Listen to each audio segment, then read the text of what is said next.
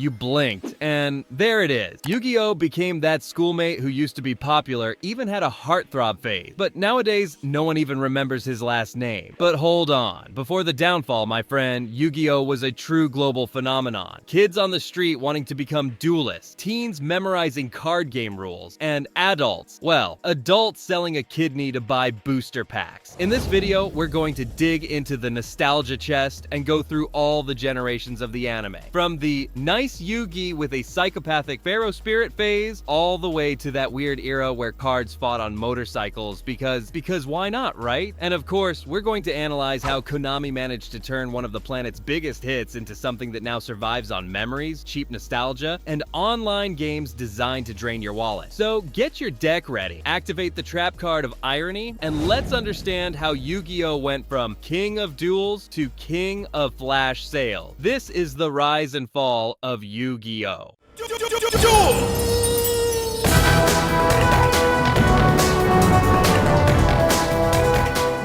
Duel Monsters started with the idea of selling little cards, and ended with teenagers dueling for their souls while monsters screamed louder than a coach on the sideline. The protagonist is Yugi Muto, a kid with tri-colored hair and the face of someone who gets beat up at recess, who frees a stylish and sinister Egyptian pharaoh by assembling a millennium puzzle. From then on, the gentle boy gives way to the king of games, a being who gives off fame aura just by breathing. And of course, we can't forget the cherry on top of the cake, Seto Kaiba, the most rebelliously powerful and fabulous teenage CEO in anime. He has 3 blue eyes white dragons, an inflated ego, and a passive-aggressive hatred for Yugi. And it's one of the best rivalries in all of Yu-Gi-Oh! On our hero side, we have Joey, the charismatic dummy who just wants to save his sister. T, who only exists to give friendship speeches, and Tristan, who, well, he's there. He exists. That's already something. And how can we forget the villain? Pegasus, the creator of the card game, is also the first major antagonist. A super weird dude, but he had an aura of impossible challenge and a magical eye that literally reads minds during duels. Then comes Merrick, who took the emo dark edgy concept to another level. He has an evil side, a super cool villain laugh, and an uncontrollable desire to take over the world with card monsters and pain. Literal pain. The duels start to involve physical damage, emotional side effects, and sometimes the loser's soul goes for a walk in another dimension. And all of that with the utmost seriousness. A duel with apocalyptic sound effects because of a frog card. Yugi's deck is pure charisma, with Dark Magician and the motto of Heart of the Cards, while Kaiba only believes in logic and the power of capitalism. That rivalry is so good that we don't even care when the script makes up rules in the middle of the episode. My rating is 10 because yes, it's absurd, but it's epic, engaging, and addictive. This is the kind of anime you remember with a smile and a trauma, a show of exaggeration with heart. And then came Yu-Gi-Oh! GX, because yes, this was a spin-off, but it was a spin-off with substance, my friend. Forget the idea of silly little school with monsters. GX is like High School Musical if it were directed by Hideo Kojima, with recess duels and demonic possession in the 3rd act. We follow Jaden Yuki, the most charismatic protagonist of the franchise, who enters Duel Academy with a big smile, a deck of shiny heroes, and the energy of someone who's never heard of trauma. Spoiler, he will. A lot. Because what starts as woohoo, I'm gonna be king of duels, ends with him talking to an obsessed interdimensional spirit that wants to fuse souls with him. GX is that. Joy at the entrance. Existential crisis at the exit. And Jaden, he changes. And not in the I learned a lesson kind of way, more like I saw hell and came back. He's the protagonist with the best developed arc in the franchise. Starts as the class clown and ends as the most introspective guy on the planet. GX delivers real character development, not just a new card every season. The cast also shines. Cyrus, who starts as a disaster and becomes a respected duelist. Chaz Princeton, the Vegeta of card anime, arrogant, humiliated, and beloved by us. Zane Truesdale, who starts elegant and ends as the CEO of Downfall, using cyber dragons and the face of someone who hacked the stock market. Now, let's talk about Alexis Rhodes, not only one of the strongest duelists in the Academy, but also the most underrated romantic interest in the entire franchise. The ship with Jaden is there. there. The whole time. She cares about him, sticks by him even when he starts to lose it, and has more chemistry with him than many anime couples who call each other Baka for 3 seasons. And Jaden? He's clueless, but you can tell he cared. Just in that emotionally dysfunctional way every shonen anime protagonist has. But that romance is something beautiful to witness. And the plot? GX changes genre every season. Starts as dorm room rivalry like Gryffindor versus Slytherin, turns into an apocalyptic cult, then dives into parallel universes, and ends in existential collapse with possession by a twisted love spirit. It's a roller coaster of plot, and it still works. My rating is 9.5. GX is chaotic, emotional, and absolutely deranged, and that's exactly why it works. Now hold my hand, because after this, the abyss begins, and the bottom is much, much deeper than you think. Then came 5Ds, and the franchise basically looked at you, put on a black trench coat, got on a motorcycle, and said, now it's serious. Because nothing says maturity like dueling at 200 kilometers per hour on a dystopian highway where losing means falling into an actual hole. Yeah, here, if you mess up a move, it's not just your ego that crashes. A lot of people turned up their noses at the time. Dueling on motorcycles? Where are the vibrant colors? Why does everyone look like they carry war trauma? But time has been kind. 5Ds isn't just good, it's one of the best phases of the franchise. A dystopian work with politics, emotional pain, and absurd speed. It's like Blade Runner, only with trap cards. The protagonist Yusei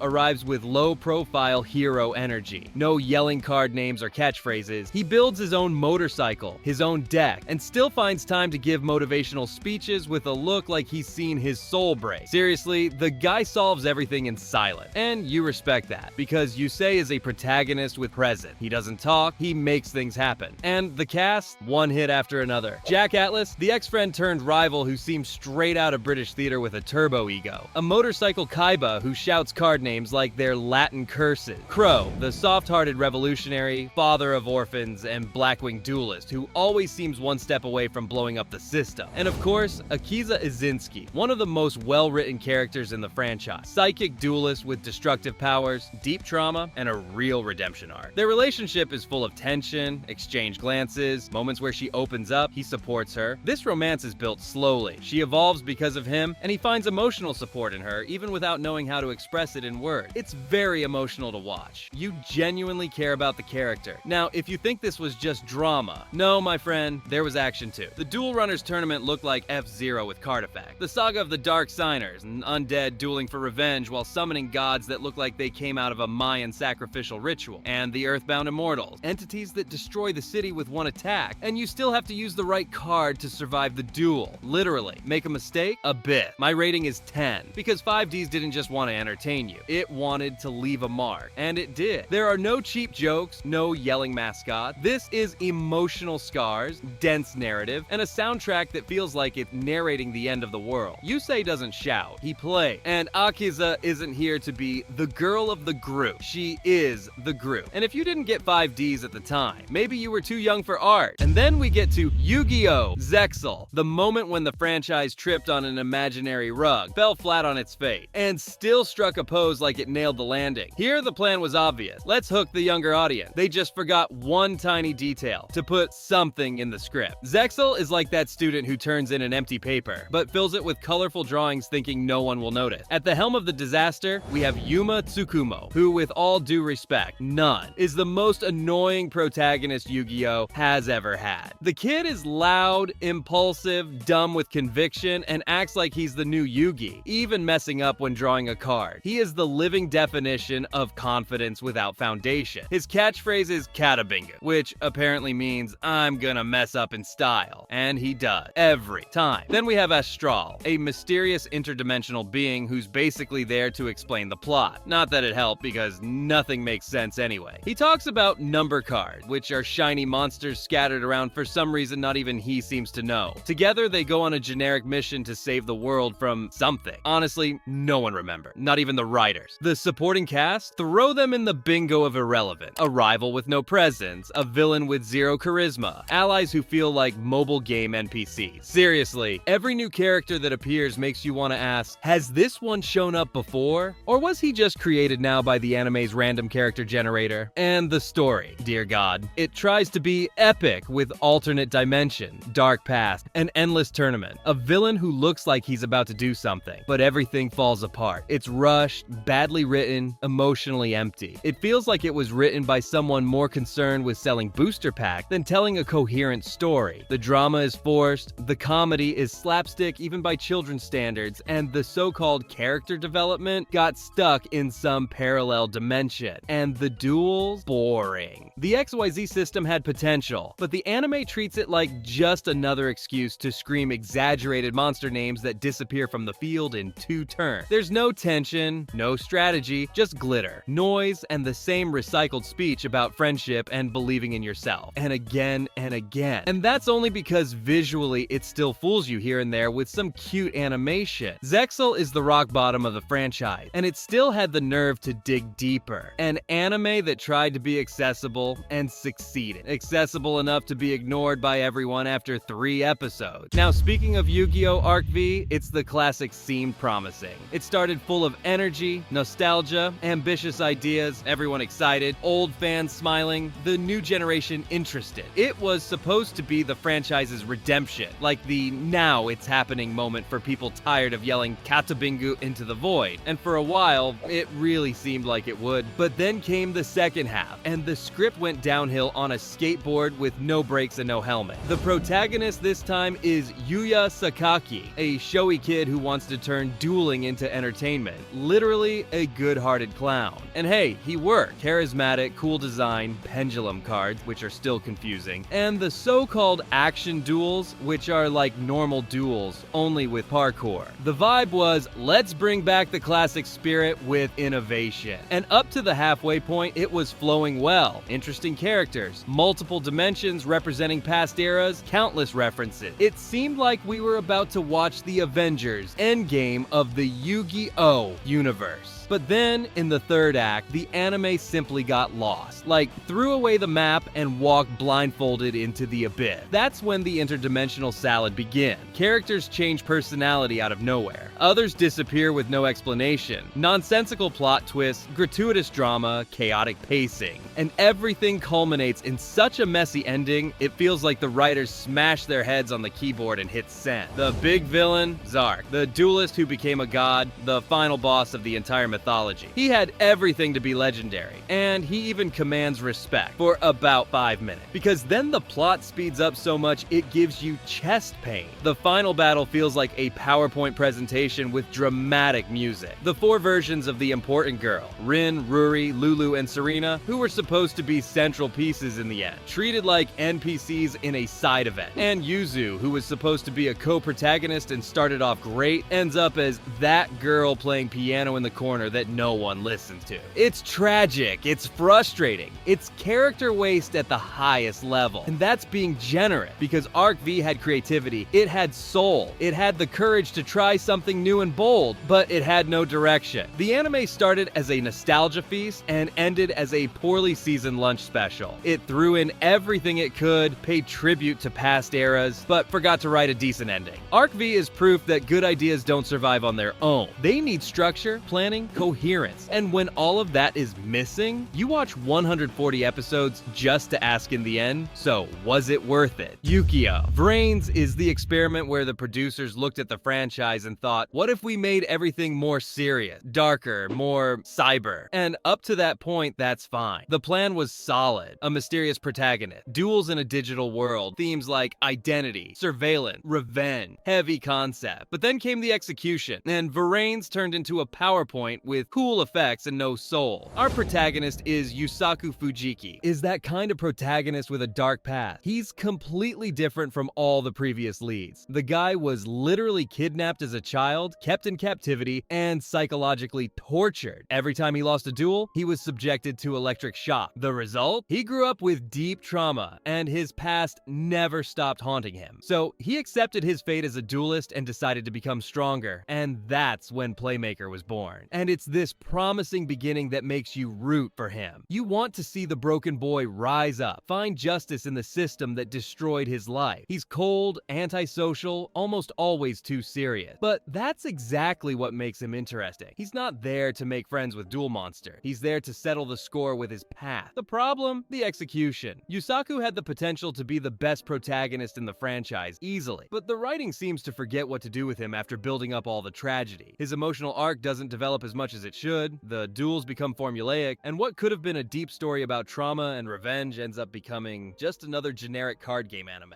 And that affects the entire cast. The supporting characters feel like they came out of a generic character design class. Mysterious rival? Approved. Deep-voiced hacker? Birthday approved.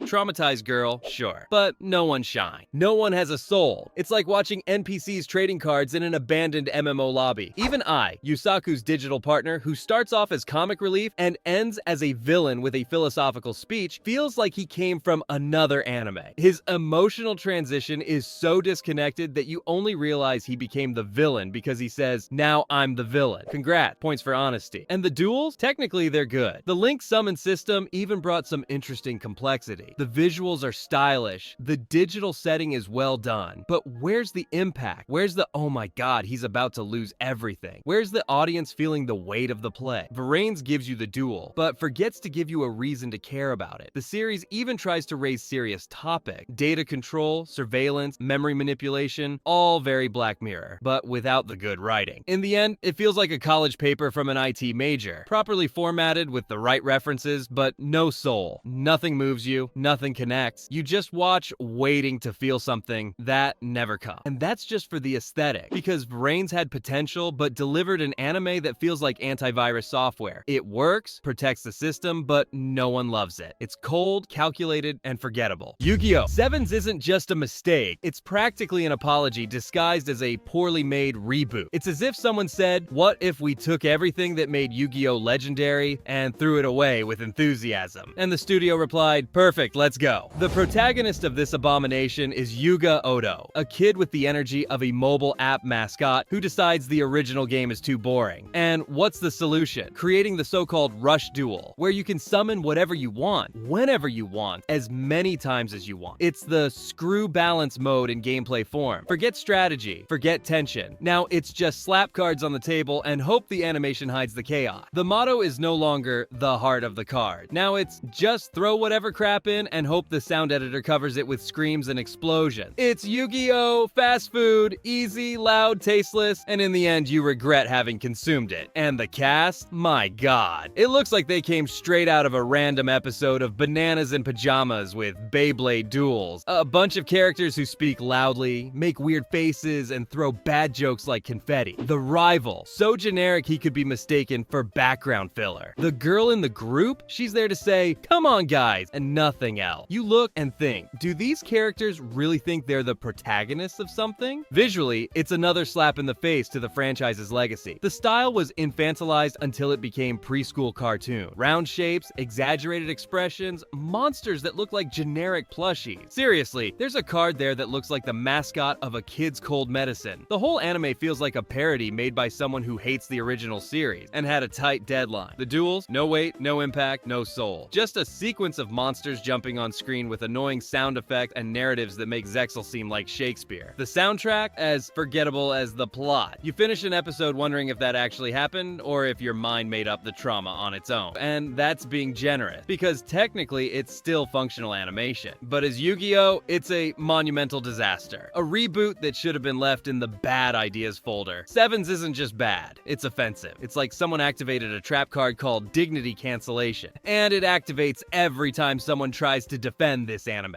YuGiOhGoRush is that point in the franchise where you pause, stare at the ceiling, and ask, but why? And it's not an exaggeration. You probably didn't even know this thing existed. And honestly, that's already the perfect review. GoRush is so irrelevant, so dim, so absolutely disconnected from the universe that it feels like they're just messing with us. And yes, now we have aliens dueling, because apparently the only thing that could make Seven's legacy worse was putting an alien as the protagonist. Enters Yudias, a name that sounds like a pharmaceutical brand, coming from another planet to learn Rush Duel, because saving the universe with strategy and emotion is a thing of the past. Now it's all in colorful card and yelling mode. And to make sure the downfall is complete, they they even brought Yuga back, the protagonist of Sevens, just to drag the corpse of nostalgia across a few more galaxies. It's like the anime is saying, we know it went wrong, but we're gonna fail with style and alien. The cast? So generic it looks like it was generated by an AI prompt, like create 4 anime kids with no personality. You look at them today and forget them tomorrow. The dialogues are a mix of recycled motivational quotes with jokes worthy of your uncle's WhatsApp, and the universe, a logicless interplanetary salad. School, spaceship, sacred duels, alien conspiracy, all thrown in a pot with the same subtlety as a scream in your ear. Nothing connect, nothing mattered. Rush Duel, which was already a shallow and rushed game mode, became a galactic dogma, universal solution, reason for any conflict. Like, oh, the planet is exploding. Let's settle it with cards. The duels are almost a joke. Meaningless yelling, monsters that look like cereal mascots, sound effects more irritating than exciting. No emotion, no tension, nothing. It's like watching 2 kids playing with paper decks while cosplaying ADHD Power Ranger. YuGiOhRush isn't just bad, it's absolutely useless. It's the kind of anime that only exists because no one in the creative process had the courage to say, that's enough, it's over. Let the spirit of the pharaoh rest in peace. This is not Yu-Gi-Oh! This is the end of the line, with an interstellar bonus of shame. And that's it, my friends. Yu-Gi-Oh! Started with duels in the shadows, went through schools with demonic possession, motorcycle races against otherworldly entities, and ended with aliens playing Rush Duel like it's an Uno championship in space. We saw the peak, saw the fall, and then saw the fall dig a second basement. But don't worry, this was just the beginning. This video is the introduction to a series I'm gonna make talking about the rise and fall of each generation separately, with more detail, more memes, and more nostalgic outrage the way we like it. So subscribe to the channel, ring the bell, and get ready, because there's a lot of emotional drama coming. If you liked it, leave a like, comment which generation destroyed your sanity or saved your childhood, and share it with that friend who still thinks ZEXAL had some narrative value. Spoiler, it didn't. Thanks for watching all the way. And remember, if someone defends YuGiOhRush, don't argue. Just activate your trap card called Graceful Ignore and move on with your life.